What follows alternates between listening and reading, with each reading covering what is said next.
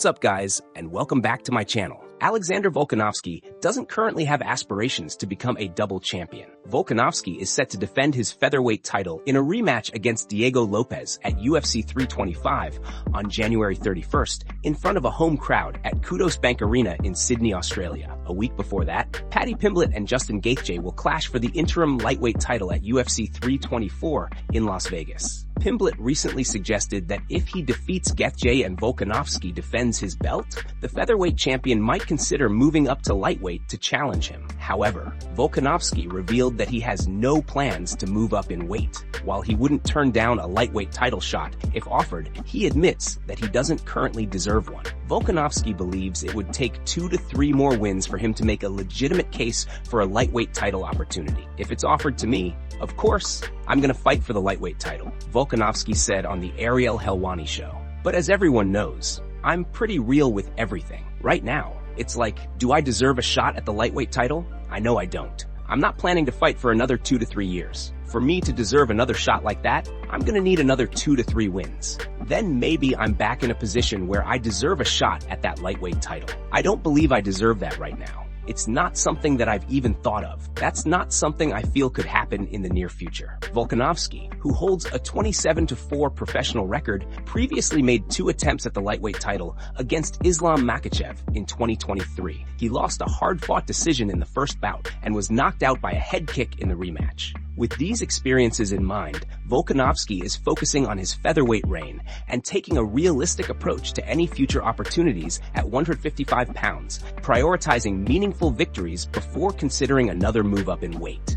And before we continue, make sure to leave a like on the video and subscribe to help support the channel. Moving on to another news, Arman appeared on Monday's episode of the Ariel Helwani show and discussed his plans if Ilia Topuria returns this summer. He said that if Ilia faces the winner of Justin Gaethje versus Paddy Pimblett, Arman would like to stay active and fight the winner of Charles Oliveira versus Makhachev for the BMF title. He explained that the timing can get tricky because if Ilia comes back in the summertime, there might already be an interim champion, and usually the interim champion fights the actual champion. That would leave Arman in a position where he's neither fighting for the real title nor the interim belt, pushing his shot to the back end of the year. Arman emphasized that while he wants the real title, he doesn't want to wait until the end of next year. He mentioned that Ilia fights only once a year, and if he defends his title in June, his next fight might not happen until June of the following year. Arman highlighted that he's not that young anymore to wait around for opportunities,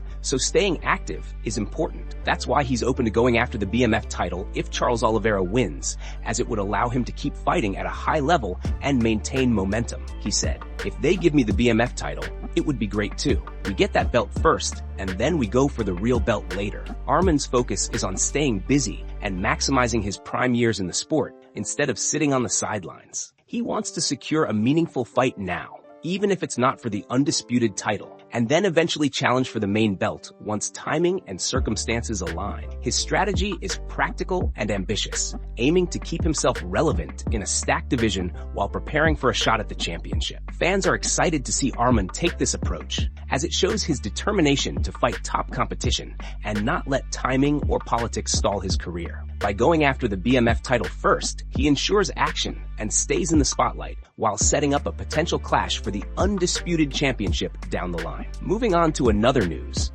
Brady has officially ruled out a move to the UFC lightweight division following a consultation with the UFC Performance Institute. After suffering a brutal first-round knockout loss to Michael Morales at UFC 322 last November, Brady had briefly considered dropping from welterweight to 155 pounds in hopes of opening up new opportunities. The idea, however, was met with skepticism from fans and analysts who pointed out his thick, power-built frame and questioned whether such a weight cut would be safe or sustainable. The 33-year-old from Philadelphia quickly moved on from the concept. During a recent episode of his podcast, The Brady Bag Show, Brady explained why a drop to lightweight isn't happening. He revealed that after testing, the lightest walk-around weight he could realistically maintain was around 190 pounds, making a cut to 155 nearly impossible. The thing was, what I said on the show was I was going to do some testing and we'd see where we'd go from there, Brady said. I ain't going to 155. I did a DEXA scan, and I was dieting pretty hard right after my fight. The lowest I got down to was 190 pounds. I was super lean, sitting at 7% body fat. Brady added that after consulting with experts at the UFC Performance Institute, it became clear that attempting the cut would be extreme. I was talking to the guys at the UFC PI, and they said I'd almost have to cut off a limb to try and make it. I'm a bigger welterweight when it comes to muscle. I'm not small, it's just dimension-wise. But I've beaten tall guys my entire career. There's no reason for me to change divisions. Before his recent loss to Morales, Brady carried an undefeated 15-0 professional record, with a notable knockout defeat to former welterweight champion Belal Muhammad at UFC 280 in October 2022. He rebounded with dominant victories over Gilbert Burns and Kelvin Gastelum before his momentum was halted most recently. Despite the setback, Brady remains firmly in the welterweight division, confident in his skills and physical advantages against the competition. By staying at 170 pounds, Brady ensures he can perform at his best without extreme and unsafe weight cuts, keeping him competitive and ready for future high-stakes matchups. Moving on to another news, Josh Thompson believes Khamzat Chimaev is on track to become the UFC's first ever three-division champion, and he even entertained the idea of a Jon Jones versus Chimaev super fight down the line. In Thompson's view, when you look across multiple weight classes, there are very few fighters who can realistically threaten Chimaev, especially now that Magomed Ankalaev no longer holds the light heavyweight belt, removing one of the biggest stylistic roadblocks people used to bring up. Khamzat is expected to face Nassourdine Imavov sometime in the spring, which makes sense on paper, though the situation is far from locked in. A high-stakes fight is coming up in late February between Sean Strickland and Fluffy Hernandez, and a strong win by either fighter could shake up the title picture significantly. Imavov is a dangerous striker, but he isn't particularly known for the wrestling or grappling needed to survive 5 rounds against someone like Chimaev. Fluffy, on the other hand, presents a very different challenge. He has already proven he can grapple at a high level, scramble, and stay dangerous on the ground, which makes him a far more intriguing and risky matchup for a dominant wrestler like Chimaev. Thompson explained that he wouldn't be against seeing Chimaev move up to heavyweight to fight Jon Jones. Ultimately, Thompson reiterated his belief that Chimaev is on a path to being the first three-division champion. He admitted that he wasn't always high on Chimaev, particularly because of questions surrounding cardio and the after effects of COVID on his lungs. Over time, though, Chimaev has shown great performances and dominance that changed Thompson's perspective. He highlighted that Chimaev now appears capable of controlling his energy across rounds, and if he continues to demonstrate elite cardio, there are virtually no wrestlers at light heavyweight who could stop him. Thompson noted that Uncle, presumably referring to a top contender, might be Chimaev's toughest match at 205. But beyond that, heavyweight competition like Curtis Blades would not pose an immediate threat if Chimaev already holds the 205-pound title. This scenario sets up a clear path for Chimaev to potentially capture championships across 3 divisions. Looking at it this way, Thompson believes Chimaev has the tools, skills, and physical ability to dominate multiple weight classes, secure championships, and make history as the UFC's first ever 3-division champion, solidifying his legacy as one of the most versatile and formidable fighters in the sport today. Moving on to another news, it looks like Charles Oliveira is planning to stand and trade with Max Holloway at UFC 326. That strategy previously backfired against Ilia Topuria, as Oliveira was brutally knocked out in the very first round. Despite that, his approach for Holloway seems to remain the same. Oliveira recently shared a short clip on social media, showing him sparring and even landing Holloway's signature point-down move on his training partner. Fans are buzzing over the footage, as Oliveira appears confident and focused, sharpening his striking skills ahead of what promises to be an explosive matchup at UFC 326. Moving on to another news. When Paramount inked a 7-year, $7.7 billion deal to obtain the UFC's broadcast rights, it was expected that the company would eventually pass some of those costs onto consumers. That moment has arrived just ahead of UFC 324, as Paramount Plus subscription prices are officially rising on January 15th. The increase was first hinted at during a recent financial call with investors, where Paramount cited several high-profile deals,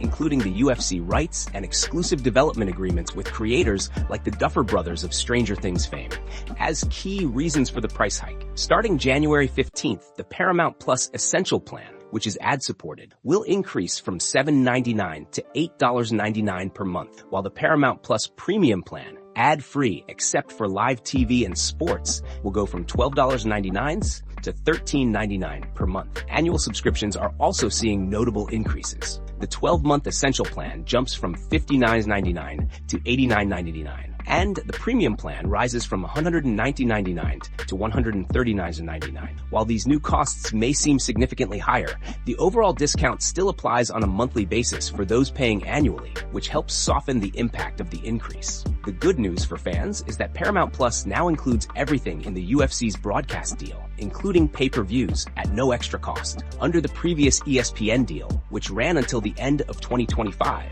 fans had to pay both for a streaming subscription and an additional $79.99 for each pay-per-view event. That model is now gone entirely under Paramount Plus. Both the Essential and Premium plans will include all UFC events, covering fight nights and numbered cards, which were previously considered pay-per-views. This means fans get every UFC event, including the biggest fights and all main cards, without having to pay extra. Paramount Plus is positioning itself as the central hub for UFC content, making it easier and more affordable for fans to follow their favorite fighters, from Arman to Charles Oliveira, Max Holloway, and beyond. The integration of pay-per-views into the subscription is a major change that simplifies access to all UFC events and provides more value to subscribers. With the increase in subscription costs, fans are still getting a more comprehensive experience compared to the old pay-per-view model, ensuring that following the UFC remains convenient, accessible, and packed with action. This move sets a new standard for how fight fans consume MMA content in the streaming era. Moving on to another news. Paddy Pimblett is ready to stand and trade with Justin Gaethje at UFC 324, and he's making a bold prediction for the January 24th main event. Known as the Baddie, Pimblett has built a 7-0 UFC record with his smothering grappling and rock-solid chin, but he plans to test his striking against Gaethje, mixing martial arts in ways fans might not expect. With the interim lightweight title on the line, Pimblett told TNT Sports that he intends to go blow for blow with the highlight. "I'll keep it on the feet with him," Pimblett said. "There's the blueprint there to beat him. Max done it. Everyone underestimates my striking. Everyone thinks I'm just gonna take him down, and I'm not. He had an absolute war with Michael Chandler, and I pieced Chandler up. So I know MMA math doesn't work, but you'll see come Jan 24th when we have a perfect game plan. We finish him within 3. Despite his confidence in striking, Pimblett's grappling will still be a factor. In recent wins over Michael Chandler, King Green, and Tony Ferguson, he effectively used wrestling to frustrate and neutralize his opponents, even finishing King Green on the ground, making him just the 3rd fighter ever to submit the 52-fight veteran. Gaethje, a former Division I All-American wrestler, usually relies on elite takedown defense to keep fights standing, but Pimblett believes he can take the fight to the mat if necessary. "I don't wrestle like a normal person," Pimblett said. "I don't shoot double legs and single legs like everyone else. I do everything differently. I'm not normal." So he's not going to be able to get a sparring partner that grapples like me or strikes like me because I'm a weirdo. I'm honest about it. I'm very awkward. You can't really get a sparring partner to do me because I'm so awkward. I'm looking forward to fighting him. He's a legend. He's someone I've always loved watching. To get the chance to actually get in the cage with him is unbelievable. I can't wait to have Justin Gaethje on my resume. It's going to be part of my legacy forever. A victory over Gaethje would earn Pimblett his first UFC title and set up a unification bout with longtime rival and undisputed champion Ilia Topuria. UFC CEO Dana White has positioned the UFC 324 winner for that opportunity. But Pimblett knows critics will always move the goalposts. "When I beat Chandler, everyone said, he's old, he's 2-5 in UFC. When I beat Justin, it'll be, he's old, about to retire. No matter who I beat, when I beat Ilia, it'll be, he was never that good." The goalposts get moved, but the victories still matter. Moving on to another news. Dana White has confirmed that the UFC is ready to start matchmaking for the historic White House card, set to take place this June, with logistics now finalized, including an outdoor setup on the south lawn of the White House for approximately 5,000 attendees. White revealed that the actual fight bookings are about to begin. Almost every fighter on the UFC roster has expressed interest in competing at the event, making it one of the most highly anticipated cards in recent history. While the event has been discussed for months, no official fights have been booked yet, due to scheduling conflicts with other UFC events. White told Stephen A. Smith on his podcast, "So I have Zuffa boxing on the 23rd of this month. The 24th is UFC. And as soon as those two fights are over, I start working on the White House fight." This statement makes it clear that the White House card matchmaking is imminent, and fans can expect announcements soon. There have been numerous teasers and speculations about potential matchups, with lead UFC commentator John Anik suggesting that multiple title fights could take place on the card, making the event even more historic. Conor McGregor has positioned his long-awaited return around this event, marking his first fight since suffering a gruesome broken leg during his trilogy with Dustin Poirier in 2021. To prepare for his comeback, McGregor rejoined the UFC's anti-doping program and has already started training, stepping back from other business ventures, including his role as co-owner and face of BKFC. McGregor is expected to clash with Michael Chandler at the White House card, though neither fighter has been officially confirmed yet. As of now, only two undisputed champions have confirmed fights. Kayla Harrison defending her bantamweight title against Amanda Nunes at UFC 324, and Alexander Volkanovski rematching Diego Lopes for the featherweight title at UFC 325. Additional title bouts announced include the interim lightweight title fight between Justin Gaethje and Paddy Pimblett, and Max Holloway defending his BMF belt against Charles Oliveira at UFC 326 in March. This leaves several champions available, providing the UFC with the opportunity to feature multiple high-profile title fights at the White House. White emphasized that the event is happening because of presidential support, noting, "When you think about sports, George Bush was a big baseball fan. Barack Obama loves NBA. Trump is a UFC fan. With historic significance, massive fan interest, and championship stakes on the line, the UFC White House card is shaping up to be a landmark event in MMA history."